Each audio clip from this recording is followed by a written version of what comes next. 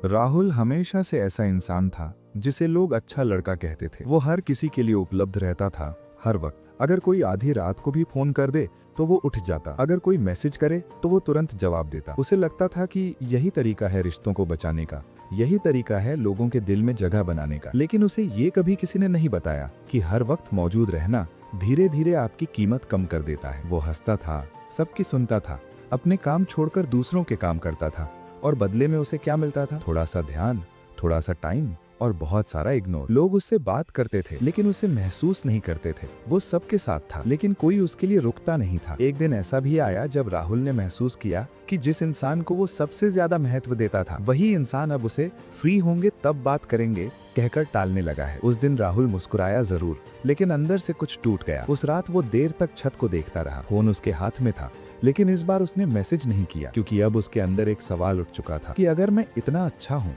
तो लोग मुझे खोने से क्यों नहीं डरते? यही सवाल उसकी जिंदगी का टर्निंग पॉइंट बन गया। अगले दिन राहुल ने कोई बड़ा फैसला नहीं सुनाया, उसने किसी को ब्लॉक नहीं किया, उसने किसी से झगड़ा नहीं किया।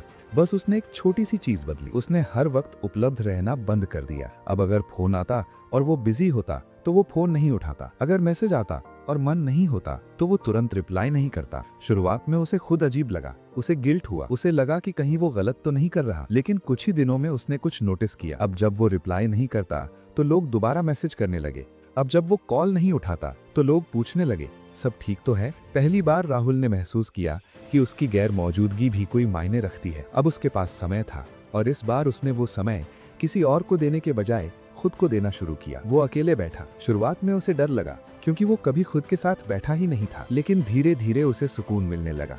वो सोचने लगा, वो समझने लगा कि वो लोगों से इसलिए चिपका रहता था क्योंकि वो खुद से खाली था। अब वो खुद को भरने लगा, किताबों से, सीख से, अपने लक्ष्य से। वो सुबह उठने लगा, अपने दिन को प्लान करने लगा, वो खुद को बेहतर बनाने लगा बिना किसी को दिखाए। और सबसे बड़ा बदलाव ये था कि अब वो लोगों से बात करते वक्त कम बोलता था और ज्यादा सुनता था। वो बीच में टोकता नहीं था, वो हर बात पर राय नहीं देता था, वो सामने वाले को पूरा बोलने देता था। और लोगों को ये अच्छा लगने लगा क्योंकि दुनिया में सुने जाने वाले बहुत कम लोग हैं। धीरे धीरे लोग राहुल के पास आकर अपने दिल की बातें करने लगे, बिना डर, बिना झिझक। और राहुल समझ गया, लोग शब्दों से नहीं, एहसास से जुड़ते हैं। अब राहुल ने एक और चीज सीखी, हर किसी को खुश रखना उसकी जिम्मेदारी नहीं है।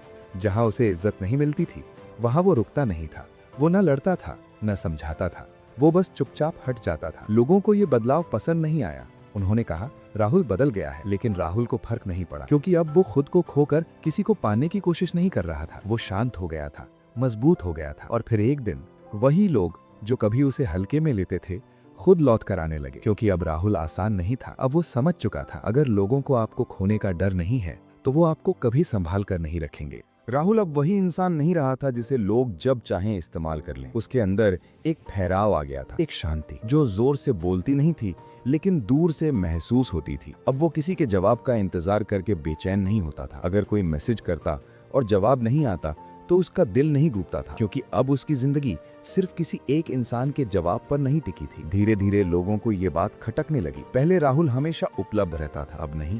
पहले राहुल हर बात सुनता था, अब सुनता तो था लेकिन खुद को खोकर नहीं। लोगों को समझ आने लगा कि ये इंसान अब पकड़ में नहीं है, और इंसान की फितरत है, जो पकड़ में ना आए उसी की कीमत बढ़ जाती है। कुछ लोग वापस आए सिर्फ ये देखने के लिए कि राहुल अब भी वही है या नहीं। कुछ लोग बात करने आए लेकिन इस बार राहुल ने खुद को साबित करने की कोशिश नहीं की।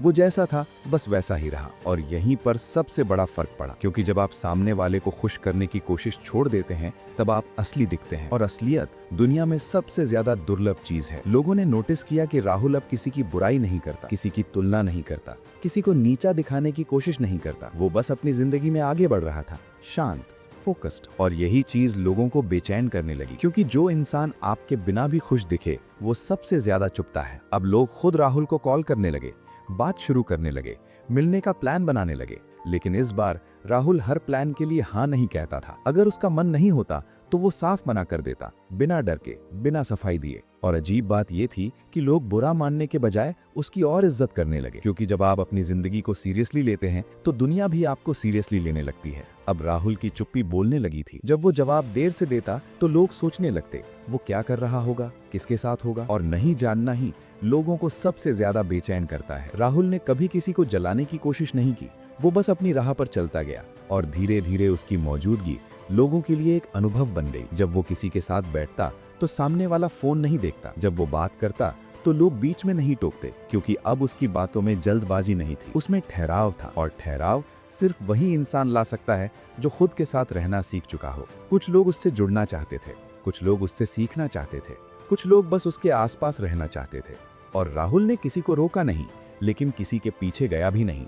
वो समझ चुका था कि जो आपके पास आना चाहता है वो रास्ता ढूंढ ही लेता है। अब अगर कोई चला भी जाता तो राहुल टूटता नहीं था, वो उदास होता था, लेकिन खाली नहीं, क्योंकि अब उसकी जिंदगी में उसका अपना साथ था। और ये सबसे बड़ी ताकत होती है। वक्त बीतता गया, राहुल आगे बढ़ता गया और एक दिन उसे एहसास हुआ कि अब लोग उसे खोने से डरने लगे हैं। डर इसलिए नहीं कि वो बहुत ज्यादा बोलता है, डर इसलिए नहीं कि वो सबके लिए कुछ करता है, डर इसलिए क्योंकि अब वो हर किसी के लिए उपलब्ध नहीं है। क्योंकि अब अगर वो चला गया तो उसकी जगह कोई और नहीं भर सकता।